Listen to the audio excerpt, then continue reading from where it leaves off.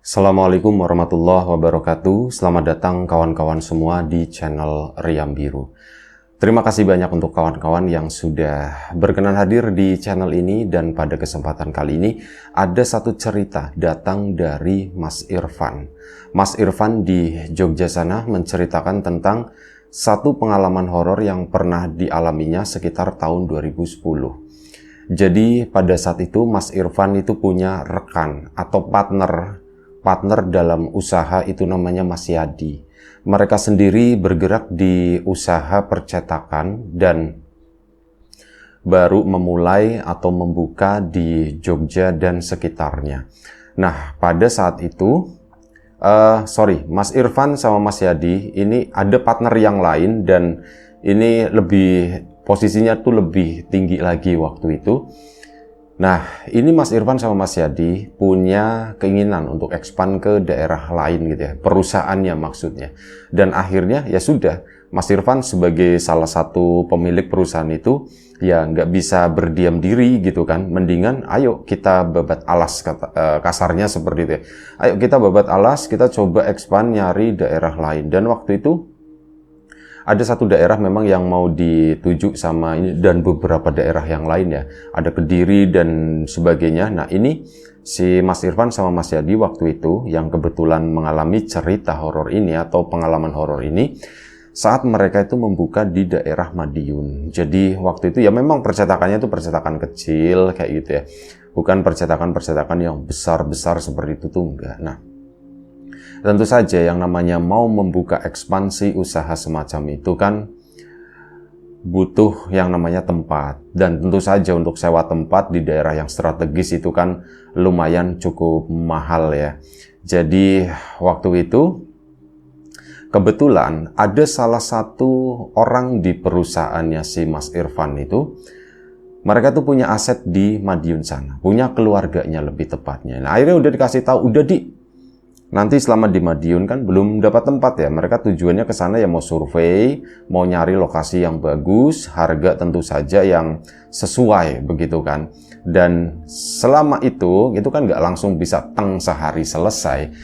Survei dan yang lain itu bisa memakan seminggu, 2 minggu dan seterusnya. Dan untuk memulai, untuk setup tempat dan sebagainya itu bisa berbulan-bulan lah, gampangnya seperti itu ya. Nah, ini Mas Irfan sama Mas Yadi berangkatlah ke sana dan menuju ke alamat yang dikasih oleh salah satu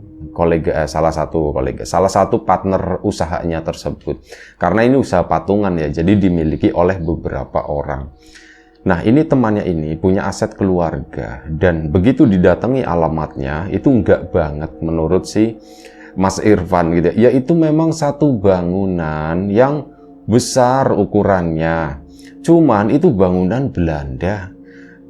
Bangunannya itu udah bangunan tua banget, dan sepertinya ini kayak udah bertahun-tahun, udah beberapa tahun itu nggak ditempatin. Semak belukarnya banyak. Udah kayak gitu ya, kelihatan lah rumah ini tuh udah lama nggak ditempatin.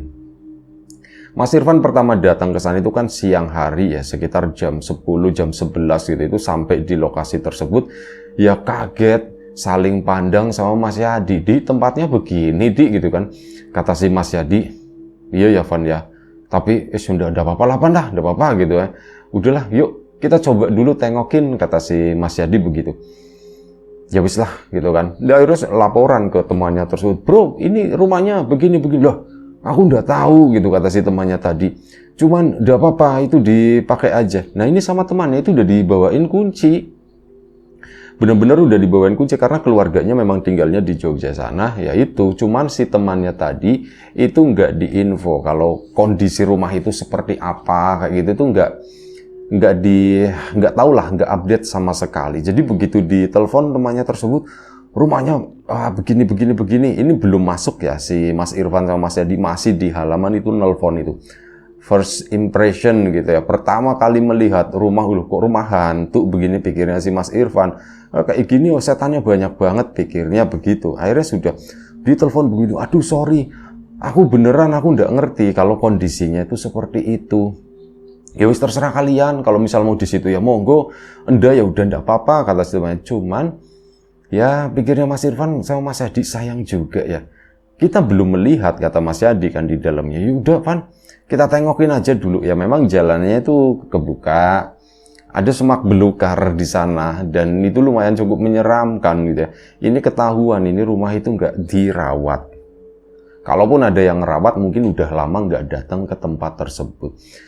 Majulah Mas Yadi sama Mas Irfan mendekat ke arah rumah tersebut. Ya perasaannya itu langsung nggak enak gitu kan. Langsung nyes. Serem ya dia, kata si Mas Irfan. Ya lumayan, kata Mas Yadi, tapi udah coba aja. Kuncinya bawakan Van, ada nih di tas. Akhirnya diambillah sama Mas Irfan kunci tersebut, satu renceng gitu. Banyak banget kuncinya, kata si itu ya. Iya, ini dikasih sama si itu kan. Nggak tahu ini kuncinya yang mana, kata si Mas Irfan. Ya sudah ya, cobain dulu, kata Mas Yadi. Akhirnya mereka pun mendekat ke sana. Dan sebelum kita lebih jauh dalam cerita, mohon izin mau promo bawang gorengnya biji terlebih dahulu. Bawang goreng renyah, bawang goreng kualitas premium, tanpa campuran apapun. Masalah rasa ya dijamin lah, insya Allah gitu ya. Dan untuk kawan-kawan kemarin yang sudah sempat memesan itu, terima kasih banyak atas pesanannya. Dan untuk kawan-kawan yang belum sempat memesan, ditunggu pesanannya. Dan untuk kawan-kawan yang sudah mampir di channel Lapak Horor juga, terima kasih banyak ya atas kunjungannya, atas dukungannya. Dan ya kita lanjut aja cerita dari Mas Irfan ini. Mereka mendekat ke sana, nyoba-nyoba kunci satu persatu. Pintu depan pertama kan yang ditargetkan. Lantainya itu kotor berdebu, ada jejak sepatu mereka berdua saat lewat ke sana. Ya, PR kita banyak, kata si Mas Irfan gitu kan. Sudah enggak apa-apa Van, kita coba masuk. Udah bismillah aja lah, kata si Mas Yadi. Akhirnya dicoba cekrek. Setelah 4 kunci masuk baru, nah cekrek ini tepat. Ini kunci depan, diinget-inget gitu kan. Oh bentuknya seperti ini. Dibukalah pintu tersebut. Begitu dibuka ya permisi gitu dulu ya. Permisi dulu si Mas Yadinya. Dibuka jreng. Hawa di dalam itu, hawa basah itu kerasa banget. Hawa lembab semacam itu. Tapi di dalam itu ternyata ya kotor. Maksudnya begini, itu kategorinya tuh bersih. Kotor-kotor sedikit lah, debu-debu tipis. Rapi di dalamnya itu. Semuanya nggak berantakan, nggak ada sarang laba-laba semacam itu tuh udah ada. Ya kayak rumah yang mungkin baru ditinggal sekitar seminggu, 2 minggu lah sama orang gitu ya. Debu-debu tipis yang mungkin masuk melalui angin-angin gitu kan. Ya semacam itu kondisinya. Bersih Van, kata si Mas Yadi. Iya ya Di ya, bersih ya Di, beda sama di luar ya Di ya. Iya, ya wis, yuk masuk aja yuk, katanya. Ya permisi ya Mbah ya. Ya Mas Yadinya ngomong begitu. Permisi ya Mbah ya, saya dikasih izin sama si itu, nyebutin nama temannya. Buat nempatin sementara Mbah di sini, ndak lama-lama kok, paling sebentar gitu ya. Permisi ya Mbah ya. Mohon maaf kalau misal kami salah, kami lancang. Ngomong sendiri si Mas Yadinya. Mas Irfannya ya, si Adik ngomongnya panjang banget gitu ya, muka dimahnya ngomong terus. Sampai akhirnya mereka masuk ke dalam ke situ, naruh tas dan sebagainya. Gimana Di? Ya udah Van, capek ndak, katanya. Capek sih, tapi nggak terlalu, kata Mas Irfan. Yuk kita bersih-bersih dulu, kata si Mas Yadi. Ya wis, ayo carilah sapu, carilah sulak, kemoceng gitu ya, untuk bersih-bersih. Akhirnya dapat. Mas Yadi nyapu, si Mas Irfan itu ngebersihin meja, ngebersihin furnitur, ngebersihin kursi-kursi dan sebagainya dari debu-debu tipis itu tadi. Jendela pun dibukain supaya udara masuk. Pintu depan dibiarkan terbuka. Pintu belakang pun awalnya mau dibuka, tapi sama mereka, janganlah. Di belakang itu semak belukarnya itu lebih tebel ya, lebih tinggi. Jadi kata Mas Yadi, jangan Van, yang belakang Van, ngeri ada ular masuk gitu. Oh iya bener juga. Akhirnya ditutup yang belakang. Udah. Kamar pun dibukain. Nah kondisi kamar sendiri itu, kamar ada isinya, ada ranjang dan sebagainya. Ranjangnya pun ranjang-ranjang mungkin tahun-tahun 80-an, model-model seperti itu gitu ya. 70, 80 ranjang tua lah. Kasur pun ada, kasur kapuk, cuman kondisinya digulung dan diplastikin. Ya bersih lah gitu ya. Aman dari air, aman dari lembab. Cuman mereka nggak kepikiran bakal ngebuka gulungan tersebut. Udahlah, nggak usah lah. Itu nanti aja gampang, yang penting dibersih-bersih dulu. Di bagian kamar awalnya nutup, dibuka begini itu bersih, debunya itu lebih sedikit, jadi nggak disentuh sama mereka. Mereka fokus di ruang tengah di situ, cek kamar mandi, kondisinya bagaimana. Kamar mandi itu udah lumayan cukup modern, tapi airnya ndak ada. Ini ada listrik ndak ya? Kan masih siang, belum nyobain nyalain listrik atau dinyalain cetrek, ternyata masih nyala listriknya. Oh, alhamdulillah, berarti dibayarin sama yang punya, intinya begitu. Listrik nyala, air pun dijalanin. Udah. Di belakang sana itu Mas Yadi sama Mas Irfan tahu ada satu sumur di situ, dan sumurnya memang kondisinya tertutup ya. Airnya disedot dari sana. Oh, dari situ. Ya wis lah, tapi ditutup lagi karena alasan semak belukar yang tinggi, takutnya ada ular yang nyelinap masuk ke dalam rumah. Bersih-bersih pun dilakukan. Tengah hari, lapar perut. Pan, lapar katanya. Iya, keluar bentar yuk, kata si itu ya. Ya udah, yuk keluar bentar yuk, istirahat. Sambil istirahat, akhirnya selesai kan, ditinggalkan sama mereka. Ini sapu ditaruh di di tembok, diberdiriin begitu doang. Si sulak atau kemoceng itu pun ditaruh di atas meja. Plak. Mereka pergi makan nih, keluar ke sana. Ya ngobrol-ngobrol lah gitu ya sama yang punya warung, dan dia nanya-nanya, Pak, itu rumah yang di itu, oh itu rumah udah lama kosong Mas, katanya begitu kan. Memang beberapa kali ditempatin ya sama yang punya kali ya, tapi orangnya tuh beda-beda katanya begitu. Disewain atau bukan? Bukan, enggak disewain.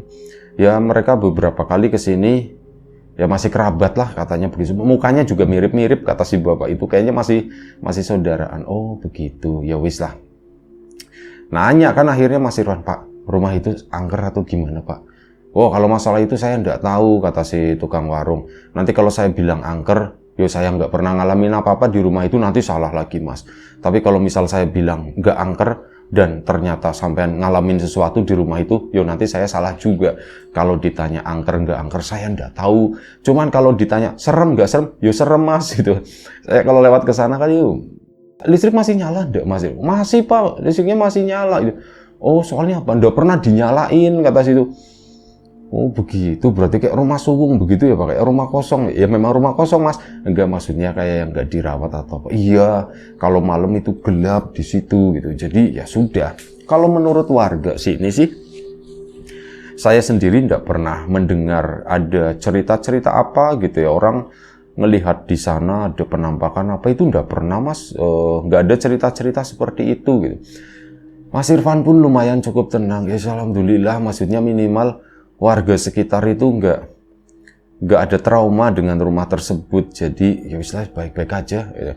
Akhirnya makanlah mereka di sana. Pak, ini tutupnya jam berapa Pak? Kami tutup paling berapa ya, jam 9 lah katanya begitu biasanya. Paling malam itu jam 10, itu pun kalau lagi ada bola, kata si bapak itu. Oh begitu Pak, ya wes, nanti malam saya kesini lagi, makan di sini aja Pak, enak nasinya. Oh iya Mas, ditungguin Mas nanti malam gitu. Cuman ya itu jangan kemalaman Mas, takutnya keburu tutup, kata si bapak. Oh jadi Pak. Akhirnya sudah selesai mereka makan, pulanglah sekitar jam 1 siang ya. Pulang ke rumah sana, si Mas Yadinya langsung, "Pan aku sholat dulu ya," katanya begitu. Iya. Akhirnya langsung menuju ke belakang sana. Mas Irfan itu masih di ruang tengah gitu kan. Masih ngabisin rokok waktu itu. Nah, dia melihat ke arah sapu dan sulak atau kemoceng gitu. Dilihatin. Perasaan, kan si Mas Irfan yang megang sulak ya. Sulak tak taruh di meja, perasaan.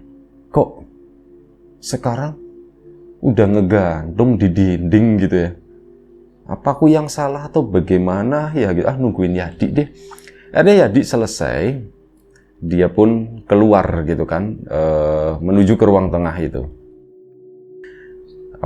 Dia baru wudhu terus menuju ke ruang tengah. Di gitu kan, ya Di, kamu naruh sapu di mana ya Di ya? Itu di sana gitu. Di sana cuman nggak ada sapunya waktu itu. Nggak ada Di gitu kan. Orang nggak, tadi aku taruh di situ, kata si Mas Yadi. Sapunya di sana Di gitu. Oh ya kali aku lupa kali naruhnya di situ. Udah biarin sholat dulu gitu kan. Nah selesai sholat, Di sini bentar. Kamu inget-inget sih, kamu mau keluar itu tadi naruh sapunya di mana? ayo dong tolong diingat gitu ya, jangan lupa-lupa begitu, kata si Mas Irfan ya. Kalau seingatku sih Van, aku naruhnya di situ beneran Van. Kok di sana ya Di ya? Ya barangkali kamu mindahin atau bagaimana, kata si. Nah, aku nggak mindahin, justru aku bertanya itu, ini aku naruh, itu kan digantung ya Di? Iya itu digantung. Ada sulak bulu, itu bulu ayam atau bulu apa ya. Nah, tadi aku mau keluar, taruh di atas meja Di, kata Mas Irfan. Terus pindah ke sana sendiri Di, katanya. Oh ya udah enggak apa-apa, kata si Mas Yadi. Udah. Nah, setelah itu ya mereka melanjutkan itu. Ya udah yuk lanjutin lagi yuk, bersih-bersih gitu. Nanti malam mau tidur di mana, Van? Kata si Mas Yadi. Oh, kita tidur di sini aja kali ya, di depan aja ya dia. Mereka memilih di ruang tamu waktu itu. Jadi di ruang tamu sendiri itu memang ada sofa di sana. Bukan sofa tapi dari kayu yang ada rotannya. Kamu tidur di situ? Iya, kita tidur di depan aja Di. Itu Mas Irfan memang agak takut. Jadi memilih yang akses kaburnya itu paling gampang, pikir dia, kalau misalkan ada apa-apa. Soalnya ini malam pertama gitu kan, dan akhirnya sudah. Waktu pun merayap, mereka bersih-bersih pun selesai, dan selepas maghrib itu mereka nggak ada apa-apa waktu itu ya. Ya biasa aja lah, cuman sore hari itu sebelum maghrib mereka kan sempat duduk di teras di sana ya, ngelihat orang berlalu lalang seperti itu. Dan tepat mungkin sebelum azan gitu ya, sebelum azan maghrib, mereka tuh mendengar di dalam itu ada sesuatu yang jatuh bletrak gitu kan. Apa bendanya nggak tahu, tapi Mas Irfan nengok Mas Yadi nengok Mas Irfan, mereka nggak komen apa-apa, udah kan biarin. Nah, masuklah mereka sholat dan sebagainya. Selepas sholat itu tadi, Mas Yadi sama Mas Irfan itu udah sempat ngebuka pekerjaannya. Jadi besok plannya itu kita jalan-jalan, kata si itu. Iya, kita jalan-jalan. Kita gimana ya enaknya ya gitu. Udah kita sewa motor atau apa gitu kan. Akhirnya ya sudah, mereka pun bermaksud menyewa kendaraan itu tadi, menyewa motor. Nanti nanya-nanya sama bapak warung lah, kita makan malam gitu kan. Ya wis, kata si itu kan. Akhirnya sudah. Setelah itu sekitar jam 7:30 mereka pun keluar menuju warung. Menuju warung sana, makan malam lah di situ. Makan malam, Mas gitu kan. Masih sore Mas, jam segini. Apa takutnya kan kemalaman, kata si Mas Yadinya. Iya sih. Gimana? Rumahnya udah beres Mas? Udah Pak, kalau di dalam sih memang kondisinya bersih. Dan ya enak lah, kata si Mas Yadi. Akhirnya sudah. Makanlah mereka. Nah di situ Pak, ada nggak Pak di sini yang nyewain motor Pak, katanya. Loh, nyewa motor buat apa Mas? Besok kami tuh lagi mau nyari tempat Pak, nyari buat bisnis ini percetakan. Kami sendiri dari Jogja begini-begini. Ya memang kesini, diceritakan semuanya gitu kan. Dan kami butuh kendaraan Pak. Kalau motor ada sih Mas. Saya tuh punya motor satu nganggur. Cuman ya motornya nggak bagus Mas. Motornya jelek, kata si bapak itu. Oh ya nggak apa-apa Pak, nggak masalah gitu kan. Ya kalau misal Masnya mau nyewa nggak apa-apa gitu ya. KTP-an aja, kata si bapak gitu ya. Oh ya udah Pak kalau begitu. Emang sepeda motornya apa Pak? Nah itu sepeda motornya tuh sepeda motor lama 2 tak gitu kan. Itu Suzuki Crystal waktu itu. Mungkin kalau sekarang itu udah jadi barang nyentrik ya, barang langka itu. Nah itu Suzuki Crystal. Oh ya sudah Pak, enggak apa-apa Pak, ini masih jalan kan Pak, normal. Normal Mas, kata si bapak itu. Malah enak banget, cespleng gitu, sekali starter jegreng itu jalan. Oh begitu Pak. Ya wis. Akhirnya apa? Udah tenang kan? Oh dapat kendaraan nih mereka. Malam itu Mas Yadi sama Mas Irfan duduk sampai lumayan cukup malam, sekitar jam 9 lah. Baru mereka tuh pulang atau meninggalkan warung tersebut. Pulang mereka sekitar jam 9 menuju ke rumah. Jaraknya sendiri sekitar 50 meter dari rumah tersebut. Nah, udah pulang masuk ke dalam rumah kan, ke sana. Udah. Karena siangnya capek, nggak tidur, habis bersih-bersih, jam 9 malam itu juga rasanya itu udah ngantuk. Mereka pun siap-siapan mau tidur Pan, katanya. Iya Di, aku tidur duluan Di. Kamu nggak tidur Di? Ya aku nyusul katanya begitu kan. Di depan aja yuk Di yuk katanya. Iya kata si Mas Yadi. Akhirnya di depan lah, ambil beberapa barang di sana termasuk sarung dan sebagainya. Itu mereka tidurnya itu diatur.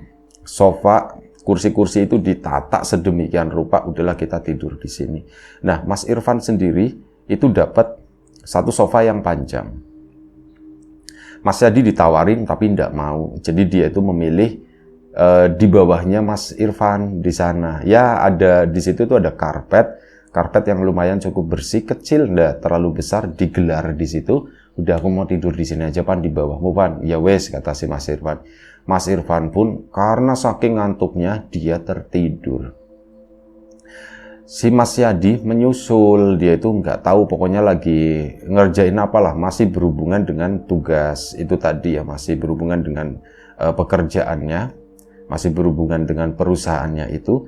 Entah jam berapa Mas Yadi tidur, Mas Irfan yang jelas itu terbangun sekitar jam 1 pagi.